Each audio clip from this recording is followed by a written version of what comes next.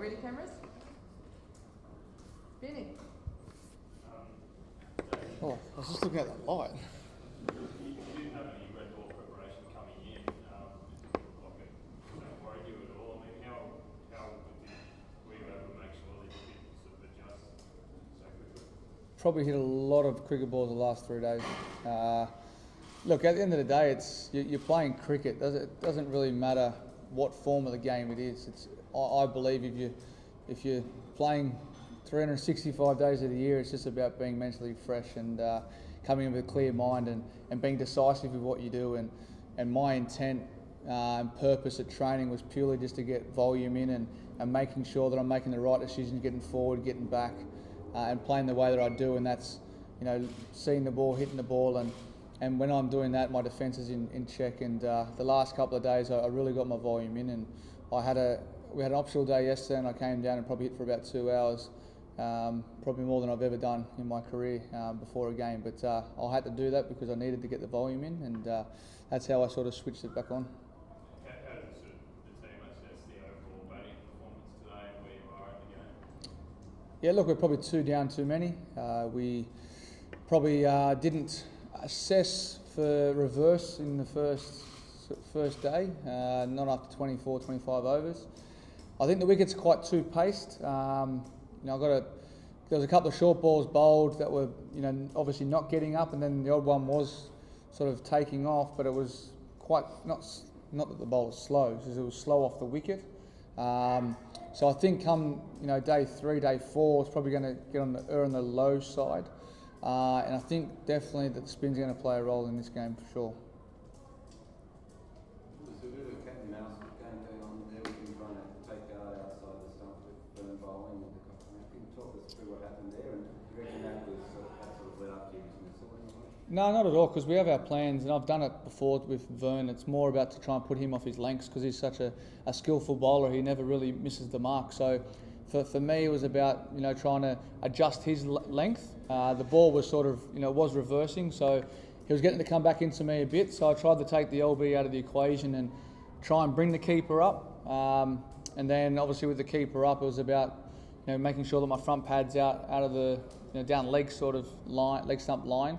And then trying to obviously negate getting bowled or LB. So, but it was a good ball, one shot low. I don't know if you guys can see, but down this bottom end, it's quite wavy in the wicket. So, if it's quite full, it can sort of keep low or take off a little bit. But look, at the end of the day, he's a skillful bowler, and he worked me over and got me out.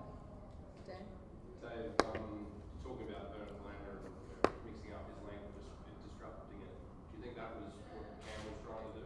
Yeah, definitely. That's something that we talk about in our meetings, about all different bowlers around the world, whether it's Vern, whether it's Jimmy Anderson, doesn't matter who it is. You always try and think out the box to have a positive mindset, and we do it at training. It so happened to be that he nicked one, and he knows it was a soft dismissal. We spoke about it before at length, and he'll do the same thing second innings and hopefully not hit it next time. Robbie? As you mentioned, spin's going to play a role. You just talked a bit about how you sort of unraveled today, and how home do you think Nathan Lyon could be in the last innings?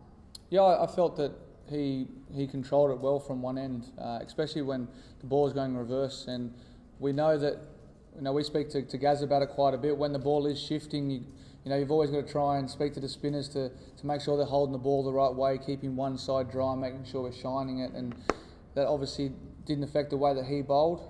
Sometimes it can affect some spinners, but I felt he held up one end very well, and they sort of slowed our scoring down with the fast bowlers at the other end. Definitely with Gaz's turn and bounce, that will play a key role for us. But at the end of the day, it's about bowling in partnerships, just like batting. You've got to help the guy at the other end, and if you can bowl in partnerships and take wickets collectively, that's how you get 10 wickets in the first innings and hopefully 10 in the second. The back and then over there. A lot of the chats in the press box and social media has been about the lack of crowd in attendance. You just come from a series where there being, packed stadiums. I wonder if it's deflating to come out into such a hype series and not really seeing many people in the stands. That's up to each individual's opinion. For us, it's about going out there and playing cricket and doing the best we can. We try and make it a great series with the bat and ball and in the field.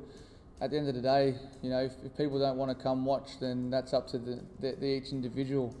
Obviously, 2020 cricket, if you're trying to, you know, say which one's better or why people come, at the end of the day, it's you got a short form and you got a long form of the game. So it's, as I said, it's up to each individual whether what they think is right to come and watch. At the end of the day, we're here to play the game, and if people don't want to come, then they're going to miss out on some good cricket. David, from your own outlook, what do you think is a good first innings score for you guys? Yeah, we look at, you know, the stats and the numbers suggest 280, 290 is the even sort of mark, but that's generally on a wicket that's usually doing something here at Durban. So, you know, if you can get upwards of 300 or above 300 and then try and get a lead, that'll be crucial into the scenario of what the game will pan out to be. But yeah, if we can get above 300, that'll be great. Same. Dave, how impressive has Mitch Marsh been since he's come back in the Test team? Do you think maybe 12 months ago he could play innings like he has tonight? I think he could have played the same innings that he has been 12 months ago. It's about, you know, having that clarity in your mind and the mindset. And I'll go back to, I think it was a one-day game in Wellington when I spoke to him a couple of times, just about going out and hitting that ball and your defence will take care of itself. And it's sort of like he's had that attacking mindset the last 12 months, which has been fantastic. And I also think, you know, getting into a good routine, good habits, helps as well, and I can see that. You can ask him next time about going to the beach every morning if you like. Last two. The stuff you're talking about there with Mitch's batting and your own batting, like the decisiveness and all that kind of thing. How do you feel that Cameron Bancroft's at with that stuff coming into this series? Had a bit of a lean run at the end of the Ashes. How do you feel that attitude? Yeah, as I said, we had a good conversation today. We sat upstairs for quite a while, and I spoke to him sort of about, you know, the way that he approaches it. You know, do you feel like sometimes that you have to go after the ball, or is it nervous energy and stuff? And you know, he was, you know, quite insightful with what he was saying to me, and I understood him and where he was coming from. So, you know, he puts in the hard work in training and prepares as well as he can. You look back at the Shield 100 he scored against us, and our bowling attack at Herschel was, you know, one of the best innings I've seen from him to date. And I always talk to him about going back to that and thinking about how did you go so well, and how can you replicate that on, you know, on the big stage here. It's a different game. There's obviously a lot of pressure about, you know, I don't think he reads the comments that you guys put up at all, but I know he's just so focused on his preparation, and you know, we can't fault that. It's just not happening out there at the moment, and it will happen. You just need a bit of luck in this game. Last one.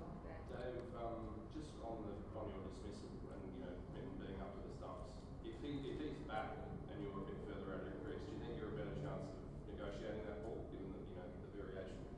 Well, the difference is that he knows I'm back in my crease, so you know, at the top of his mark, he's obviously have to ask one of the players where I'm batting, if I'm batting deep or not. And from where he pitched that delivery, if I'm not moving my feet or if I'm stuck on the crease, you probably will nick that or you might miss it. But at the end of the day, it's good bowling. You know, my job was to try and get the keeper up, and I did that. But you know, I negated half a dozen balls he bowled into me where I didn't want to get out, and then he bowled me a good ball that I nicked off. So that's the game. It is what it is. Sun comes up tomorrow, and we keep getting on. Thanks, guys. Too easy. Thanks, mate.